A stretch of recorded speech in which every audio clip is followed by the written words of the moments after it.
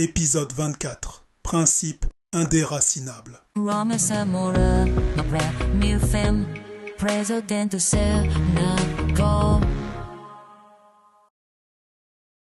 Rama Samura, la fille qui serait la première femme président du Sénégal.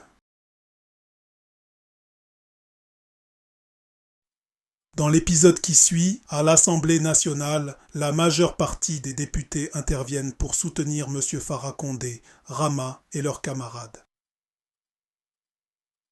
La députée Nima Danfa. Honorables députés, estimés collègues et distingués invités, aujourd'hui, je prends la parole devant vous pour aborder une question de la plus haute importance, une question qui touche au cœur même de la justice et de l'égalité dans notre pays. Nous nous trouvons à un moment critique où la voix du peuple doit être entendue et ses griefs pris en compte. Je suis ici non seulement en tant que représentante du parti de l'opposition, mais en tant que défenseuse des droits de l'homme, défenseuse des marginalisés, et une femme qui a la foi au pouvoir de la justice. Aujourd'hui, je souhaite attirer votre attention sur le cas de M. Farah Condé, un homme qui se dresse comme un symbole de l'injustice qui gangrène notre société. M. Condé, comme beaucoup d'autres, a été victime d'un système défectueux qui favorise les puissants et ignore les cris des opprimés. Son arrestation n'était pas seulement une atteinte à ses droits individuels, mais une atteinte aux principes mêmes que nous prétendons défendre. C'est un rappel brutal que nous avons beaucoup de travail à faire pour corriger les problèmes profondément enracinés au sein de nos institutions. Mais au milieu de cette obscurité, une lueur d'espoir a émergé sous la forme d'une jeune fille nommée Rama Samura. Rama, avec ses camarades dévoués, a rallié le soutien de notre nation, nous unissant dans une cause commune, la poursuite de la justice et la protection de nos libertés fondamentales. Sa détermination inébranlable nous a tous inspirés et nous a obligés à faire face aux injustices qui minent notre société depuis bien trop longtemps. Aujourd'hui, j'appelle chaque membre de cette honorable assemblée à se tenir aux côtés de Rama, de M. Condé et des innombrables autres personnes qui ont souffert aux mains d'un système défaillant. Nous devons utiliser nos positions de pouvoir pour lutter pour la justice, pour remettre en question le statu quo et pour garantir qu'aucun individu ne soit soumis au type d'injustice qui a frappé M. Condé. Je vous implore, chers collègues, de mettre de côté nos divergences politiques et de nous unir dans ce combat pour un avenir meilleur. Rappelons-nous que notre devoir n'est pas seulement de représenter nos concitoyens, mais de protéger le tissu même de notre démocratie.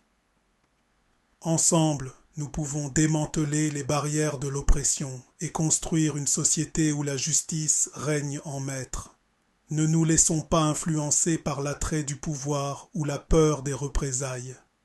Au lieu de cela, laissons-nous guider par les principes d'équité, de compassion et de vérité.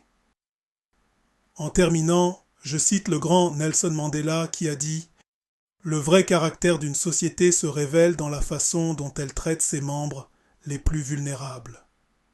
Soyons une société qui défend les droits de tous, qui donne la parole aux sans-voix et qui veille à ce que la justice ne soit pas qu'un concept, mais une réalité vivante. Merci, chers membres, pour votre attention. Relevons les défis qui nous attendent et travaillons ensemble vers un avenir meilleur et plus juste pour tous les Sénégalais sans distinction. » Les applaudissements remplissent l'Assemblée nationale alors que la députée Gnima Danfa conclut son puissant discours. Plus tard, à l'école, Rama et ses proches camarades sont convoqués dans le bureau du proviseur. Ils entrent dans la pièce, ressentant un mélange de nervosité et de détermination. Le proviseur est assis derrière son bureau, le visage tendu et sérieux. Proviseur d'un ton sévère.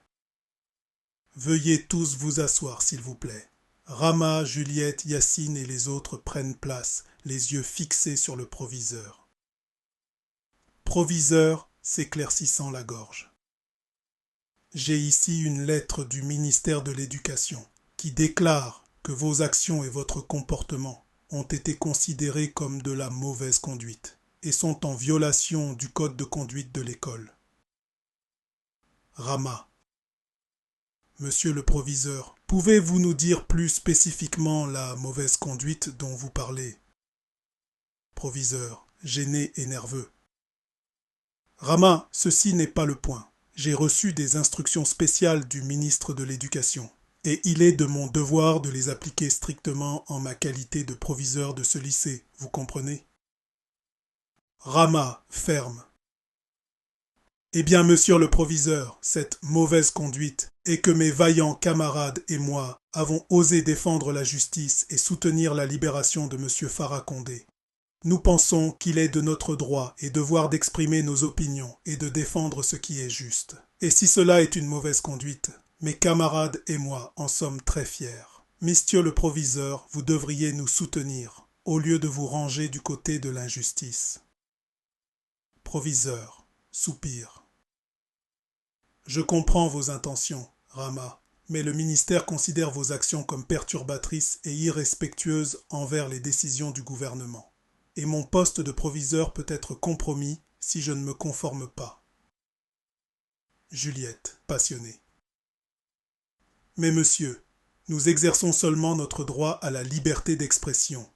Nous défendons la vérité et luttons contre l'injustice. Nous ne méritons pas d'être expulsés pour ça, voyons. Proviseur. Je comprends votre passion, mais le ministère est catégorique quant à sa décision.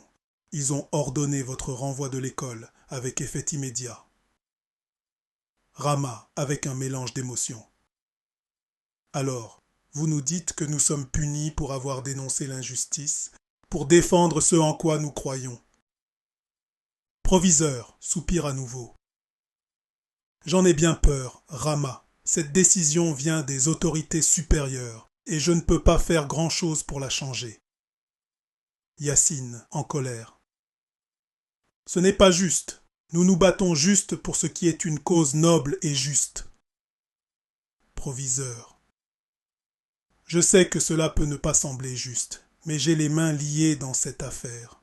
Je veux que vous sachiez que je respecte votre passion et votre dévouement, mais je dois suivre les ordres du ministère. Rama, résolu. Nous ne serons pas réduits au silence. Notre combat pour la justice se poursuivra, même en dehors de ces murs de l'école. Le proviseur regarde Rama.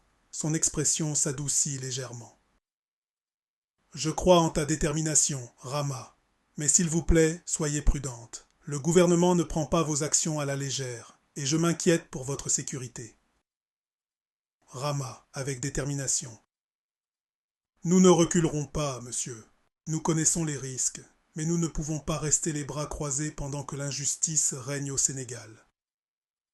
Le proviseur hoche la tête, comprenant la détermination dans les yeux de Rama.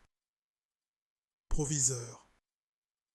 Je ne peux pas changer la décision du ministère, mais je ferai de mon mieux pour m'assurer que vos dossiers restent propres. Je crois qu'un jour, le monde reconnaîtra le courage et le dévouement d'étudiants comme vous. Alors que Rama et ses camarades quittent le bureau, ils ressentent un mélange d'émotions, de déception, de colère, mais aussi un sentiment de fierté d'avoir défendu ce en quoi ils croient. Ils savent que leur combat est loin d'être terminé et ils sont prêts à affronter tous les défis qui les attendent. Rama Samora, no brand new film, President to sell now.